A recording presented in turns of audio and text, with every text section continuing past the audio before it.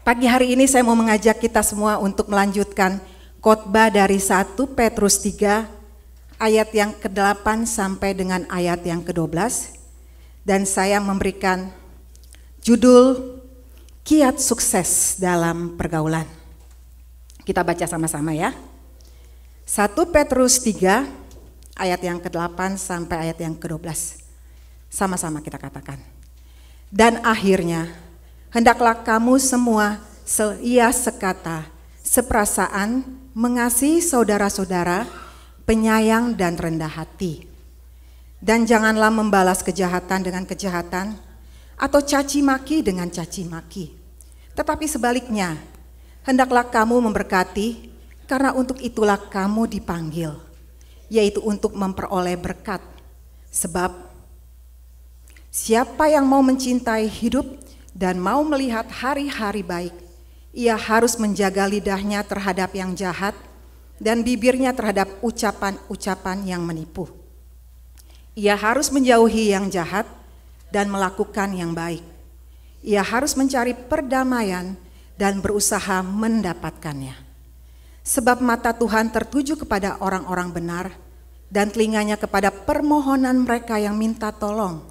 Tetapi wajah Tuhan menentang orang-orang yang berbuat jahat. Di sebuah perusahaan pertambangan minyak di Arab Saudi, ada seorang pegawai rendahan yang haus. Lalu pegawai rendahan itu mencari minuman. Dan air minum yang dia temukan segera dia minum. Namun ada seorang insinyur Amerika melarangnya. "Hei kamu, jangan minum air ini. Kamu hanya pegawai rendahan. Ini hanya khusus untuk insinyur." Lalu pegawai rendahan yang hanya lulusan SD itu pergi sambil menahan haus. Tapi teriakan si insinyur Amerika itu mengiang-iang di kepalanya. Dan dia bertanya kepada dirinya, "Kenapa saya nggak boleh minum air itu? Apa karena saya pegawai rendahan dan mereka insinyur? Apakah kalau saya jadi insinyur saya boleh minum air itu?" Pegawai itu lalu bekerja keras di siang hari dan malamnya dia sekolah hingga dia lulus SMA. Dan karena dia berprestasi, perusahaan mengirim dia ke Amerika untuk melanjutkan studi. Dan dia berhasil menjadi insinyur di bidang geologi. Dan dia kembali ke Arab Saudi dan bisa minum air yang sebelumnya tidak boleh dia minum. Dan karirnya melesat. Dia diangkat menjadi direktur. Dan selama menjadi direktur, dia memperlakukan semua orang dengan baik. Sampai suatu ketika, insinyur Amerika yang pernah menghinanya menemuinya dan meminta maaf. Dan dia menjawab, "Aku sudah memaafkanmu. Tapi aku bersyukur bahwa kejadian itu membuat saya berhasil." Pegawai rendahan itu adalah Ali bin Ibrahim Al-Naimi. Di tangannya lah perusahaan minyak itu menjadi perusahaan minyak terbesar di dunia. Dan dia diangkat menjadi Menteri Perminyakan dan Mineral. Saudara, insinyur Amerika itu memperlakukan orang diskriminasi. Dia merendahkan dan menghina orang Arab itu. Dan ini adalah contoh yang tidak baik. Jangan saudara tiru. Tetapi sebaliknya, orang Arab itu memperlakukan semua orang dengan baik, sehingga menjadi kesaksian yang baik. Dan ini adalah contoh yang baik sekali. Dia memperlakukan orang dengan tidak memandang status sosial. Saudara, saya tidak tahu apakah Ali bin Ibrahim ini orang Kristen atau bukan. Tapi kemungkinan besar dia bukan orang Kristen. Karena namanya Ibrahim. Kalau Kristen mungkin dia ganti namanya jadi Abraham. Tapi seorang yang tidak mengenal Kristus saja bisa memiliki sikap yang baik di dalam pergaulan. Sebagai orang Kristen, seharusnya kita bisa lebih dari orang-orang non-Kristen. Dan Tuhan menginginkan kita bisa berhasil di dalam pergaulan kita sehari-hari. Lalu bagaimana kita bisa sukses dalam pergaulan? Dan apa saja kiat-kiat yang perlu kita pelajari? Pertama, mengasihi dengan rendah hati. Saudara, di ayat ke-8, Petrus menasihati jemaat mula-mula untuk memiliki hubungan yang benar dengan sesama, yaitu mengasihi dengan rendah hati. Mengasihi adalah dasar dari kehidupan dan kepercayaan orang Kristen. Bukti dari orang Kristen bukan ditunjukkan dengan aksesoris agamanya, tapi sikap kasih di tengah-tengah pergaulan dalam masyarakat. Kalau saudara sudah menerima kasih Kristus, maka saudara harus menunjukkan kasih itu. Bukan hanya kepada orang-orang yang saudara sukai atau hanya kepada orang-orang Kristen saja, tapi kepada semua orang. Mengasihi dengan rendah hati itu artinya mengasihi dengan tidak meminta balasan, mengasihi dengan tanpa memandang status sosial, mengasihi dengan tidak meminta balasan atau juga tidak ada maunya di belakangnya. Tapi kenyataannya saudara, di dalam masyarakat banyak orang mengasihi dengan tidak rendah hati. Karena kecenderungan manusia secara natural, kalau sering mengasihi menjadi sombong, merasa berjasa. Dan ini tidak benar, salah saudara. Jadi kiat yang benar di dalam pergaulan adalah semakin mengasihi, semakin rendah hati. Kenapa? Karena kita tahu bahwa segala sesuatu yang kita terima adalah anugerah, bukan karena kehebatan kita. Dan yang paling utama, karena kita telah mengasihi kasih Kristus yang rendah hati. Dia mau datang ke dunia menyelamatkan kita. Dan ini adalah sebuah kerendahan hati. Tuhan Yesus tidak gengsi saudara. Justru dia mau merendahkan dirinya menjadi manusia. Tapi kitalah sebagai manusia yang sering gengsi. Kita menuntut banyak kepada orang-orang yang telah kita kasihi. Contohnya, kalau kita mengasihi orang, lalu kita berkata, karena saya sudah berbuat baik, maka kamu harus nurutin saya. Lalu kalau orang itu tidak mau, kita marah. Permisi tanya, apakah saudara seperti itu? Saya harap tidak. Ada dua orang pria yang bersahabat. Mereka bernama Albert Dürer dan Hans. Keduanya ingin sekali masuk sekolah seni lukis dan pahat. Tapi mereka tidak punya uang. Kemudian Hans mempunyai ide untuk mengatasi masalah tersebut. Hans akan bekerja membiayai sekolah Albert. Nanti kalau Albert lulus sekolah dan jadi pelukis, giliran Albert lah yang akan membiayai sekolah Hans. Lalu Hans bekerja sebagai kuli bangunan dan Albert masuk sekolah seni lukis dan pahat. Tahun demi tahun berlalu sampai akhirnya Albert lulus sekolah seni lukis dan pahat. Dan dengan semangat Albert mendatangi rumah Hans. Sesampainya dia di rumah Hans, dia mengetuk pintu rumah Hans berkali-kali, namun tidak ada jawaban. Akhirnya Albert mengintip dari jendela. Apa yang dilihatnya? Hans sedang berlutut dan kedua belah tangan dari sahabatnya itu mengarah ke atas. Hans berdoa sambil menangis. Oh Tuhanku, aku sudah berkorban demi sahabatku supaya dia bisa sekolah. Sebenarnya sekarang ini giliran aku yang sekolah. Tapi tanganku ini sudah kaku dan kasar. Sudah tidak bisa dipakai untuk melukis. Dan saat itulah Hans menangis. Dan pada saat dia menangis, dia teringat pengorbanan Kristus.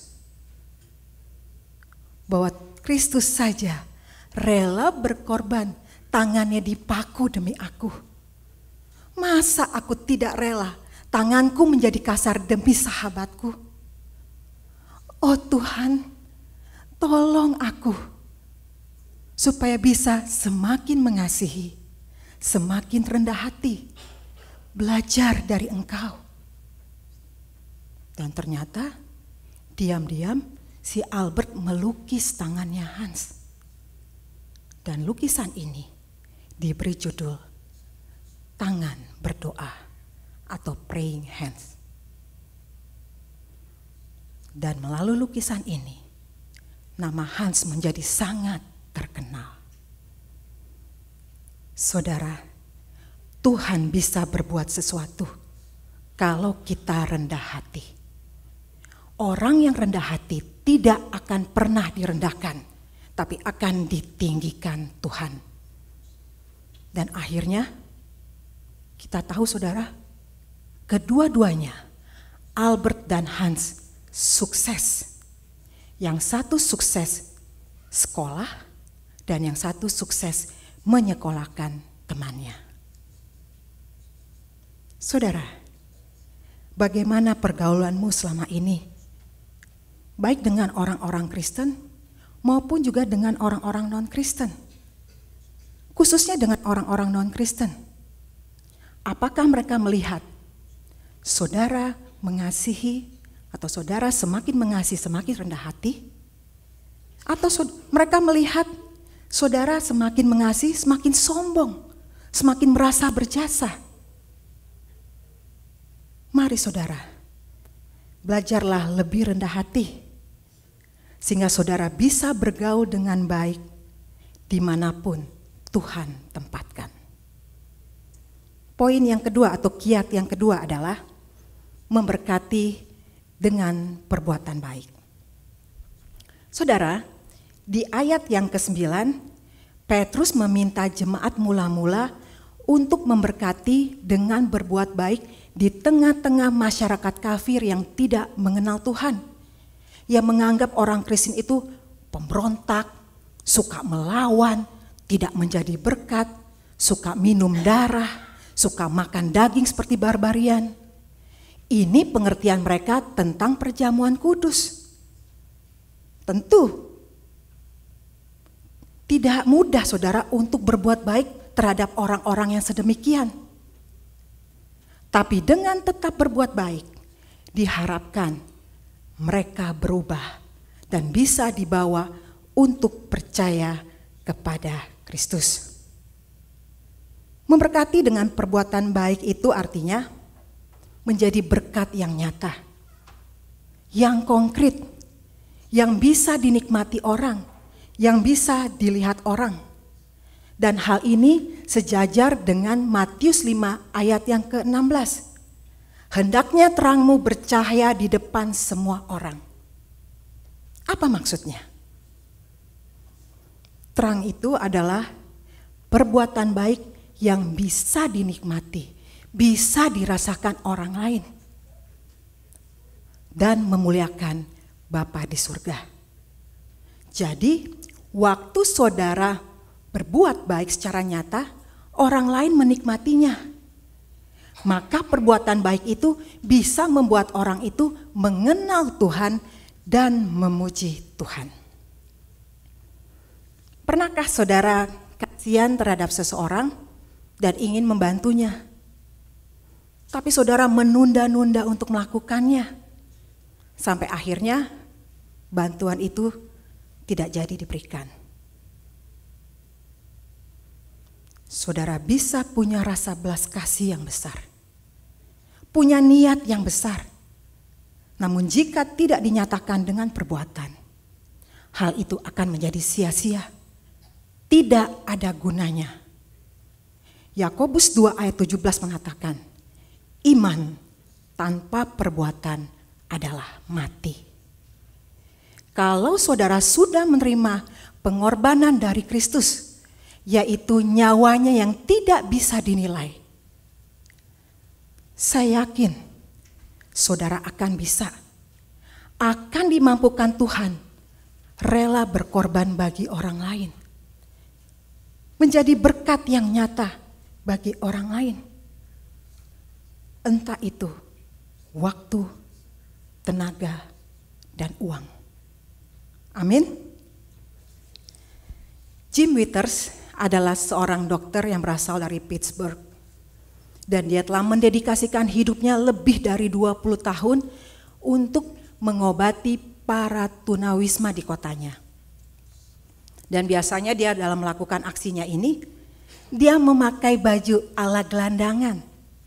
Sehingga dia disebut dengan julukan dokter jalanan. Dan aksinya ini pertama kali dia lakukan di tahun 1992 bersama seorang temannya mantan tunawisma yang bernama Mike Swallow. Biasanya mereka pergi di malam hari dengan membawa peralatan medis dan obat-obatan. Jim berkata, hal pertama yang menamparku adalah ketika aku melihat begitu banyak orang yang tinggal di bawah jembatan. Mereka tidak punya rumah, mereka tidak punya uang, dan takut pergi ke rumah sakit.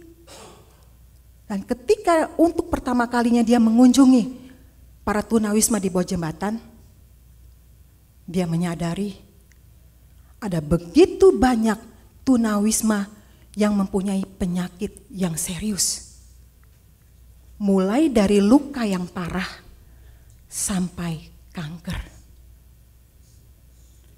Dan saat ini, inisiatifnya menginspirasi banyak mahasiswa kedokteran dan para relawan untuk mengobati orang-orang miskin tanpa memungut sepeser pun. Padahal ketika pertama kali dia mengemukakan idenya kepada teman-temannya, banyak yang menentang, banyak yang tidak setuju akan idenya. Tapi Jim bersikeras melakukannya. Dan dia berani mengambil resiko akan dikeluarkan dari komunitas medisnya. Tapi dia tetap menjalankan misinya. Saudara, kita tidak tahu Jim Withers ini seorang Kristen atau bukan. Tapi kalau dia seorang Kristen, berarti dia telah belajar dari pengorbanan Kristus, yaitu rela berkorban bagi orang lain. Tapi kalau dia bukan orang Kristen, ini sebuah cambukan bagi kita orang Kristen yang belum berbuat baik secara nyata, walaupun kita telah menerima pengorbanan dari Kristus. Sehingga tidak heran orang Kristen tidak bisa menjadi kesaksian yang baik. Orang Kristen tidak bisa menjadi contoh yang baik. Orang Kristen tidak bisa menjadi sahabat yang baik. Begitu ada tantangan, begitu ada halangan, fitnahan, kita langsung stop. Contohnya, isu kristenisasi. Ketika orang Kristen dihembuskan isu kristenisasi, apakah kita tetap masih mau berbuat baik?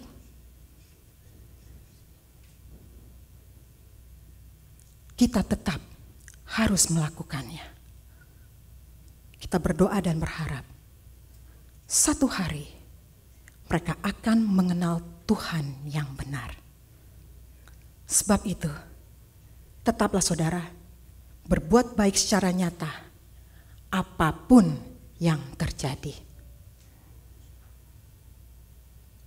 Selama ini, saudara sudah berbuat baik atau belum? Sudah menjadi kesaksian yang baik atau belum? Kalau belum, ingat kebaikan Tuhan dalam hidup saudara. Tapi kalau saudara sudah berbuat baik, tambah lagi berbuat baik. Karena saudara tidak tahu sampai kapan kesempatan itu diberikan kepada saudara. Dan ingat saudara, kalau saudara sudah menerima banyak berkat dari Tuhan, gunanya adalah untuk memberkati orang lain. Dan saudara bisa sukses di dalam pergaulan. Kiat yang ketiga, sadar bahwa Tuhan Maha Hadir. Saudara, di ayat yang ke-12 ada istilah mata Tuhan tertuju kepada orang-orang benar dan telinganya kepada permohonan mereka. Ini menunjukkan bahwa Tuhan itu Maha Hadir, Maha melihat dan Maha mendengar. Kesadaran bahwa Tuhan itu Maha Hadir adalah dasar untuk kita mengasihi sesama dan berbuat baik secara nyata. Dan dengan kesadaran itu saudara tahu bahwa Tuhan mendampingimu. Dan bukan hanya mendampingi, tapi Tuhan juga mengawasi dan mendengar doa-doa saudara. Dengan demikian, saudara tidak bisa berkata, mana mungkin berbuat baik, mana mungkin mengasihi orang. Tapi dengan saudara sadar bahwa Tuhan itu Maha Hadir, maka saudara akan dimampukan untuk bisa berbuat baik secara nyata. Dan saudara pun bisa berhasil di dalam pergaulan dimanapun Tuhan tempatkan. Izinkan saya bertanya, selama ini pergaulan saudara sukses atau tidak? Khususnya ketika saudara berelasi dengan orang-orang non-Kristen. Kalau saudara bilang tidak, kenapa? Mungkin saudara kurang sadar bahwa Tuhan itu Maha Hadir, Maha melihat, dan Maha mendengar ketika saudara sukses atau terjatuh, ketika saudara sedih atau senang. Tapi kalau saudara bilang saudara sukses, buktinya apa? Apakah orang mengenal Tuhan melalui hidup saudara? Atau apakah melalui persahabatan saudara memenangkan jiwa? Kalau saudara bilang sukses, bagus. Teruskan dan pertajam kesadaran terhadap kehadiran Tuhan.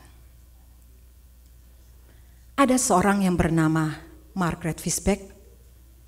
Dia menulis sebuah sajak yang berjudul Jejak Kaki di Pantai. Mungkin saudara punya gambarnya, atau mungkin saudara sering melihat gambar jejak kaki di pantai.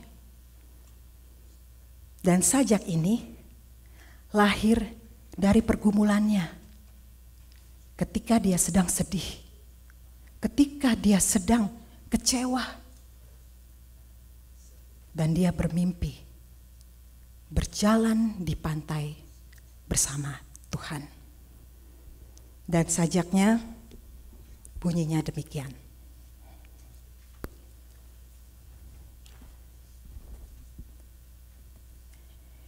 Di cakrawala terbentang adegan kehidupanku. Pada setiap adegan, aku melihat dua pasang jejak kaki di pasir. Sepasang jejak kakiku dan sepasang jejak kaki Tuhan. Setelah adegan terakhir dari kehidupanku terhampar di hadapanku, Aku menoleh ke belakang melihat jejak kaki di pasir. Aku memperhatikan bahwa berkali-kali sepanjang jalan hidupku, terutama pada saat-saat paling gawat dan mencekam, hanya terdapat sepasang jejak kaki saja di atas pasir. Hal ini membuat aku sangat kecewa.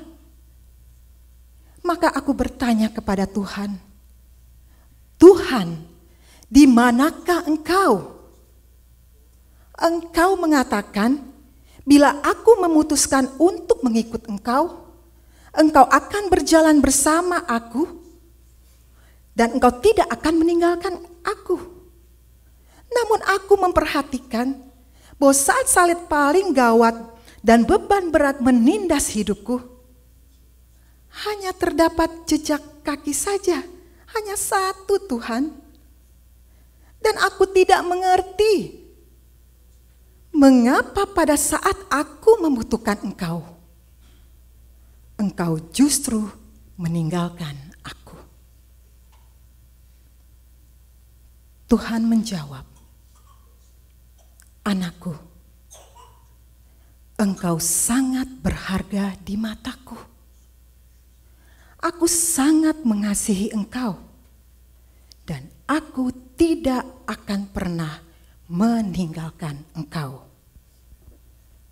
Pada waktu engkau dalam bahaya dan dalam penderitaan, engkau hanya melihat sepasang jejak kaki saja. Karena pada waktu itu, aku sedang menggendong kamu.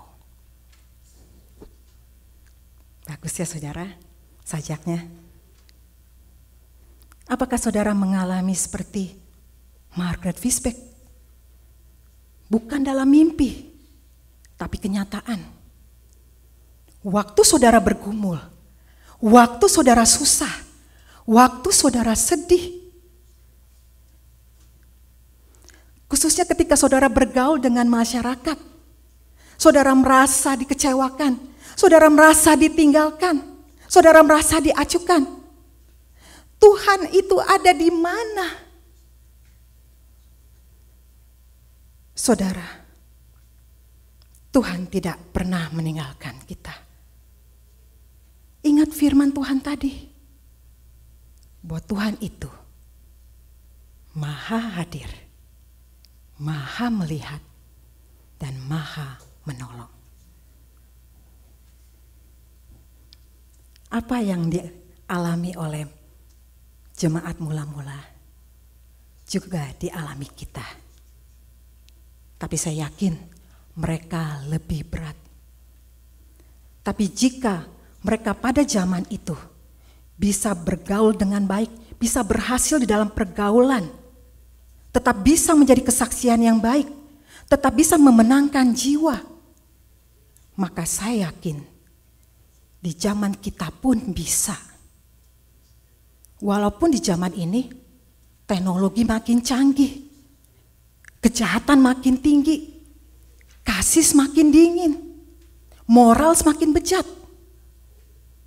Tapi Tuhan tetap akan menolong dan memampukan kita semua untuk bisa mengasihi dengan rendah hati, memberkati dengan perbuatan baik, dan menyadari bahwa Tuhan itu Maha hadir dan Maha menolong. Maka kita semua bisa menjadi sahabat yang baik untuk siapa saja demi memuliakan Bapa di surga. Amin. Kita berdoa saudara. Terima kasih untuk kebenaran firman-Mu Tuhan. Suara hamba telah berhenti, tapi hamba percaya Roh Kudus yang ada di setiap hati kami, yang terus meneruskan, mengingatkan kami akan kebenaran firman-Mu, bahwa hidup kami di dunia ini adalah hidup yang menjadi berkat bagi sesama. Biarlah kasih Kristus yang telah kami alami, dapat kami berikan juga kepada orang-orang di sekitar kami. Sehingga melalui hidup kami Tuhan, kami rindu banyak jiwa dapat dibawa kepada Engkau di tengah dunia yang semakin bobrok ini. Pakailah setiap kami di tempat ini untuk menjadi alat-Mu yang nyata melakukan perbuatan kasih dan memuliakan Bapa di surga. Terpujilah Engkau Bapa, di dalam nama Tuhan Yesus kami telah berdoa dan mengucap syukur kepada Bapa di surga. Amin.